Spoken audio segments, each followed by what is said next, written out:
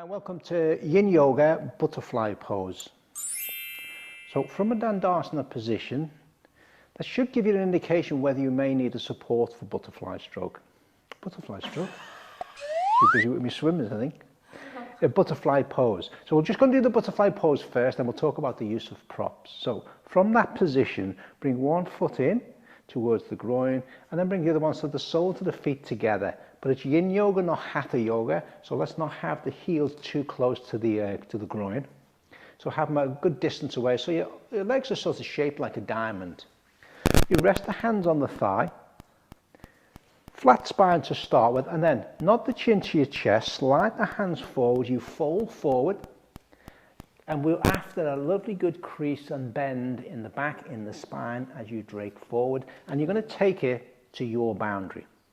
Just to your boundary, maybe sink into it just a little bit, but we're trying to keep tissues relaxed. We're not trying to work the muscles, the yang tissues, trying to work the yin, the fascia. I'm just going to hold that position. Normally, I usually hold it for about 3 to 5 minutes.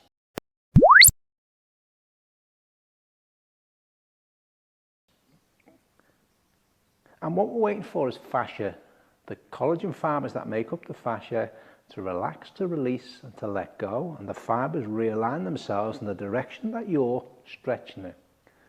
But that's why we only want to go slightly. We don't want to sink in it too far. They will rearrange themselves, and you may find that you can sink further in. So it may be a case of getting your forehead closer down towards the mat, towards the more in between the knees. If you visualize more, the head more in between the knees rather than towards the feet. So there's less hinging at L5, S1 area, and it's more about the flexibility of the spine. Also, you may be able to take the knees further down. Now, if you do want to work the groin, the adductors a little bit more, then you can just bring the heels slightly closer in towards the groin. And then again, just find your new boundary as you drape forward. And that's butterfly pose. We're aiming to stay there for an extended period of time, trying to be as stable as we can. And we're trying to alter or reduce as much as we can. We're trying not to fidget. However, there's a difference between fidgeting and altering your position. Nothing wrong in altering. In fact, you should be altering your position as the tissues give, if the tissues do give. So let's talk about props now. So just sit Dandasana, let your legs staff pose out in there.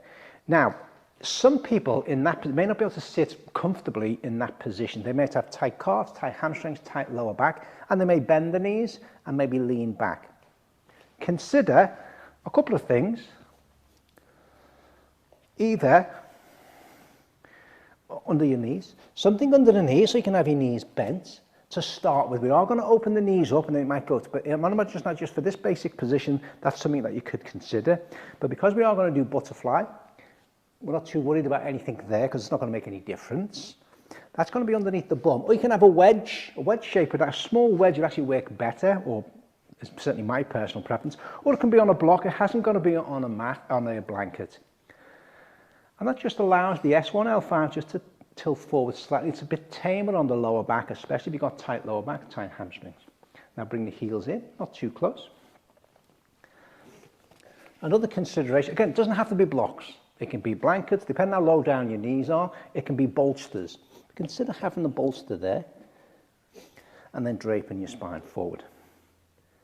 Now, if that's your start position, especially if you're going to hold this pose for, say, 5 minutes, you don't want to be in the same position in 5 minutes' time because the fibers will give, the tissues will give. So every so often, there's a difference between fidgeting and altering your position. Every so often, just see whether tissues have give. Can you drop them and lower them down or alter the position so you can sink into the pose more? Alternatively, you may prefer, depending how flexible you are, to maybe rest your forehead on the block, on a bolster. Now for Tanya, that's not a challenge at all. We're not after that much of a challenge, but we do want some stress. We require some stress on the tissues. And again, every so often, just check. It's not fidgeting.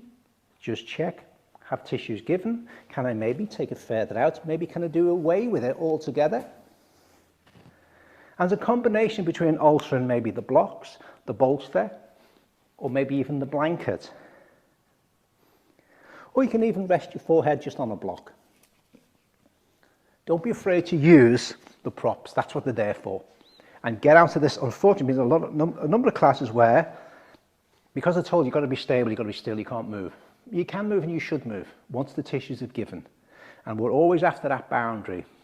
If 0 was no discomfort and 10 was agony, or a lot of discomfort, we're after about a 5, or 5 maybe a 6. There needs to be some stress, just not too much, don't push it too far. And one of the ideas of the block and the support is to take the muscle away from it. We don't want the muscles working. It's not muscles we're aiming to get. And if you can just quickly just spin yourself around to face the camera, just so you can see what it's like. Now, you don't really need blocks, do you? So let's not use props, but don't be afraid to use props if you feel you need them. And if you haven't tried it, try the props. They might actually help. Oh, because the floor's cold, yeah. And again, we'll be holding that position. What do? 90 seconds or something like that? Anywhere between 90 seconds and 3 minutes? 3 minutes, yeah. I usually prefer longer, 3 minutes, 5 minutes, depending. Very relaxing pose that. Works on the adductors, opens up the adductor muscles, opens up the hips, opens up the groin area, as well as stretching off the back muscles, back ligaments I should say, as well as the muscles. A surprisingly relaxing pose. And that's yin yoga butterfly pose.